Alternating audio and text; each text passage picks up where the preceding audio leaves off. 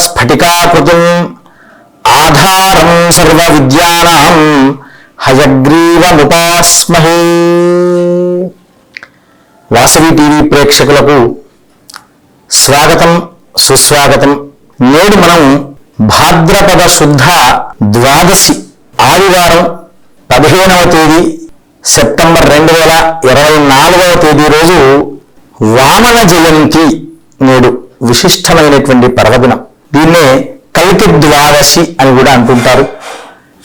నేడు వామనుడు మహావిష్ణువు దశావతారాల్లోకెల్లా 8వ అవతారమైనటువంటిది వామనావతారం.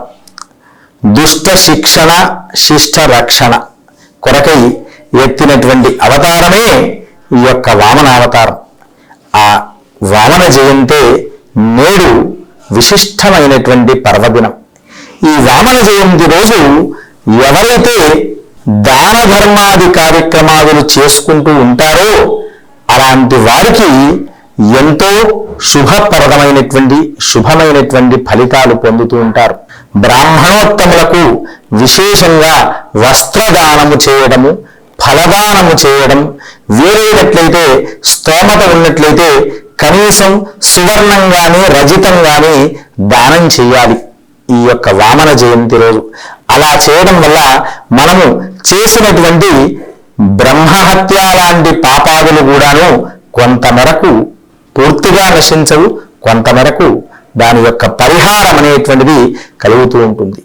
కనుక ఇక రెండవ విషయానికి వస్తే, ఈ యొక్క వామన జయంతి రోజు ఏమిటి దీని యొక్క ప్రాశస్త్యం అంటే, బలిచక్రవర్తి స్వర్గలోకంలో ఉన్నటువంటి దేవతలందరినీ ఇబ్బంది పెట్టి అక్కడి వారినందరూ అక్కడ ఉన్నటువంటి స్థలాన్నంతా కూడాను ఆక్రమించుకొని చక్కగా రాజ్య పరిపాలన సాగిస్తున్నాడు. ఇలా సాగిస్తూ ఉన్నటువంటి సమయంలో దేవతలందరూ కూడా వెళ్ళేసి మహావిష్ణువు చెంత మొరబెట్టుకుంటారు. మొరబెట్టుకుంటే మహావిష్ణువు చెప్తాడు కదా, నేను దశావతారాల్లో 8వ అవతారంగా వామనావతారంగా ఎత్తి అతన్ని, ఆ దుష్టుణ్ణి నేను సంహరింపచేస్తాను అని చెప్పేపాటికి అలా బలిచక్రవర్తి ఆయన యాగాన్ని చేస్తున్న సమయంలో ఆ యాగానికి విశిష్టమైనటువంటి అతిథిగా ఆ యొక్క వామనుడు వస్తాడు. ఆ అతిథిగా వచ్చినటువంటి వామనునికి అర్ఘ్యపాద్యాదులు సమర్పించేసి, అయ్యా మహానుభావ నీకేం కావాలో కోరుకోమనంటే తనకు త్రిపాద ధరణీం దాస్యామి అని చెప్పాడు.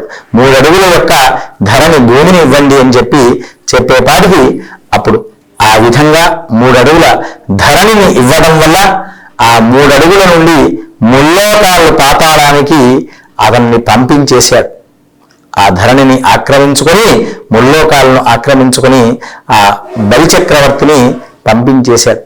అతను వెళ్లే ముందు ఒక చిన్నపాటి కోరిక కోరుకుంటాడు. నేను సంవత్సరానికి ఒక మారైనా ఇక్కడికి వచ్చి, ఈ భూలోకానికి వచ్చి భూలోక దర్శనం చేసుకునేటట్టుగా చేయమంటే, అది ఆ విషయాన్ని గురించి మనం చెప్పారు. దాని గురించి మనం తర్వాత బలి వైశిష్ట్యం గురించి తర్వాత చెప్పుకున్నాం. ఈ యొక్క వామనావతారంలో ఈ విధంగా వామనుడు చక్కగా బలిచక్రవర్తిని ఆ విధంగా అంతమొందించాడు. అది చాలా విశిష్టమైనటువంటి పర్వదినం. కనుక నేడు బలిచక్రవర్తి కూడా చక్కని దాన ధర్మాలు బాగా చేశాడు. కనుక మహావిష్ణువును అర్చించడము, దాన ధర్మాది కార్యక్రమాలు చేసుకోవడం వల్ల మనకు తెలియకుండా చేసినటువంటి పాపాదులన్నీ కూడా నేడు పరిహారం అనేటువంటిది అవుతూ ఉంటుంది. విశేషించి ద్వాదశి రోజు బ్రాహ్మణులకి ఈరోజు వామన జయంతి కనుక స్వయంపాక దానం ఇవ్వండి.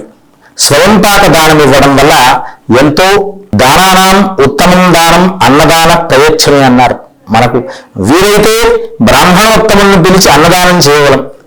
అందరిలో బ్రాహ్మణులు తినదు కాబట్టి మనకు వీరు కూడా కలగడం అన్నీ కూడా సులభమైనటువంటి విషయాలు కావు.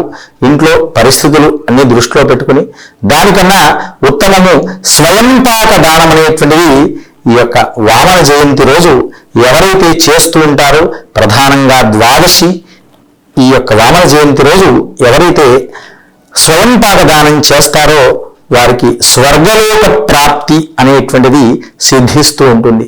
కనుక తప్పకుండా ఈ యొక్క వామన జయంతి రోజు సువర్ణ దానం కానీ, రజిత దానం కానీ, స్వయంపాక దానం అయితే తప్పకుండా చేయాలి.